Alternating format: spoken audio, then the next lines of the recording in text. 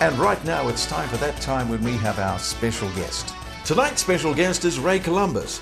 Ray is a classic entertainer and is in the hearts and the minds of every baby boomer who grew up in New Zealand through the 60s and the 70s. We welcome Ray Columbus as our special guest on The Beat Goes On. Ray Columbus. Hi, Gerard. Ray Columbus, welcome to The Beat Goes On. It's a pleasure to be here. If anybody could claim that the beat was going on, it was Ray Columbus, because how long is it now since Ray Columbus has had a beat going on in his life? Well, since I was 6, as far as being on stage, so that's going back 60 years. 60 my years. God. Ah. But in terms of my rock and roll career and pop career, it's probably more since 1958. You're always attracted to the beat. There was something about music and that got Ray Columbus's blood going. His dad wanted me to be Fred Astaire, so he put me on stage to be a singing tap dancer, and I did that for 10 years, and I was quite successful, especially once I got near, right into my teens, I started to do well.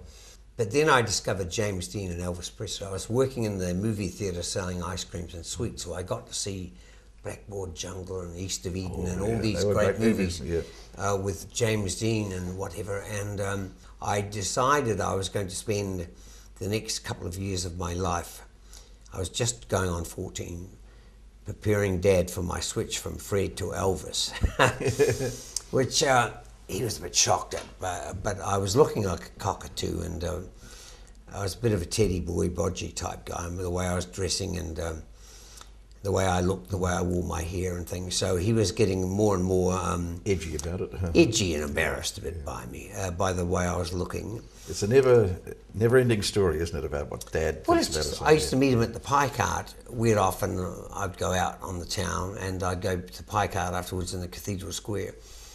And I'd see Dad down the end and I'd say, "Hi, Dad," and he'd go, "Hi, son."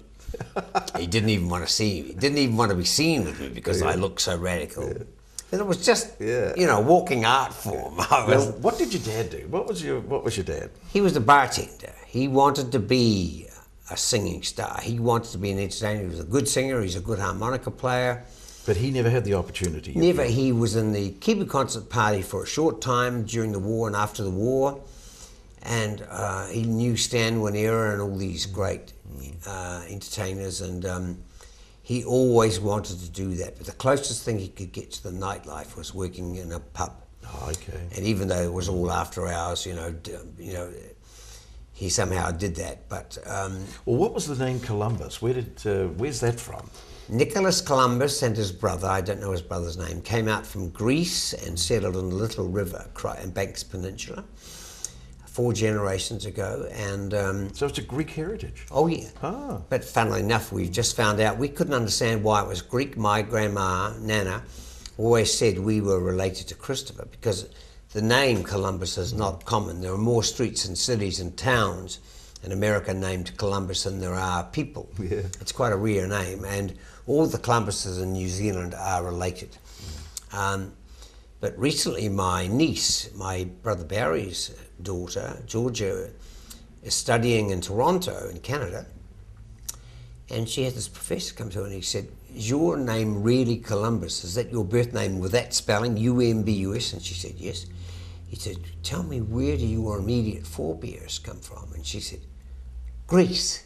And we could never understand it. And he said, He said, "I've been doing Christopher Columbus's family tree for years. Some say that Ferdinand clapped him in irons because Chris was supposed to get a percentage of the take from discovering America and the Americas, the millions of gold and bullion and bodies and they got. Didn't want to pay him.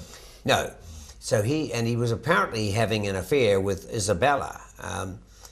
Don't know that for sure, but that's the rumor. So he was clapped in jail, and he died in jail.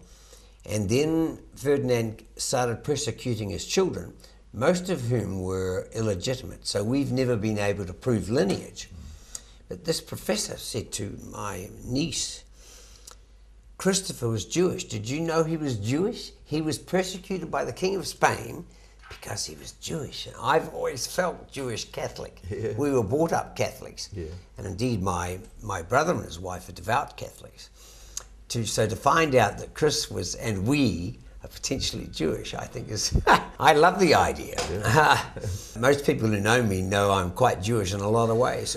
So what does that make you feel maybe it's tenuous, but it could be really true that you are related to Christopher. I've always known we were, because my grandmother doesn't tell lies, and Columbus is such a rare name. But because a lot of his children were illegitimate, it was hard to prove. But now, with this family tree being put together by this professor, it's nice to feel that we have some sort of lineage. Yeah.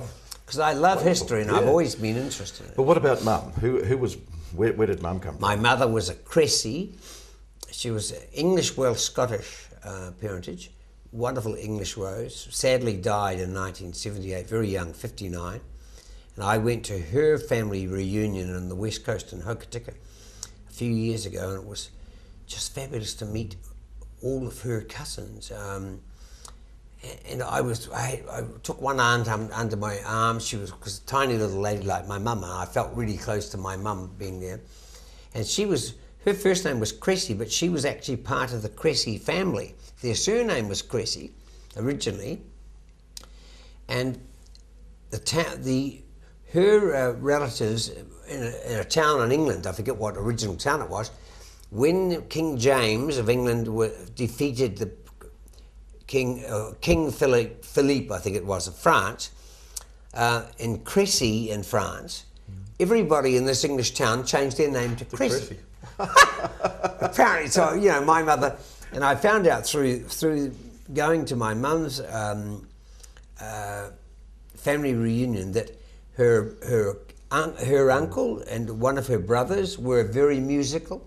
Because I thought the music always came from Dad. Yeah, the Columbus side. But actually, Mum was a hat designer. She was a milliner when she was in her teens for Ballantyne's in Christchurch, and she was very talented. So it turns out that my roots are much deeper on both sides.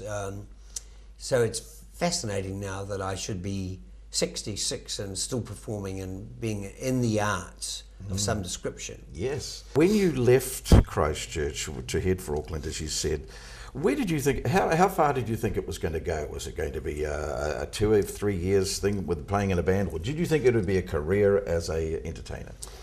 I never planned more than a year in advance. So Howard Morrison, with the Howard Morrison Quartet, were top of the bill in the Majestic Theatre in 1962 for a Showtime Spectacular. That's right. And after they did the show, they went to the theatre manager, John Hart, who's a dear friend of mine now, and he's Bridgeway Theatre, he's a great movie guy. He and his wife, Heather, and they're dear friends.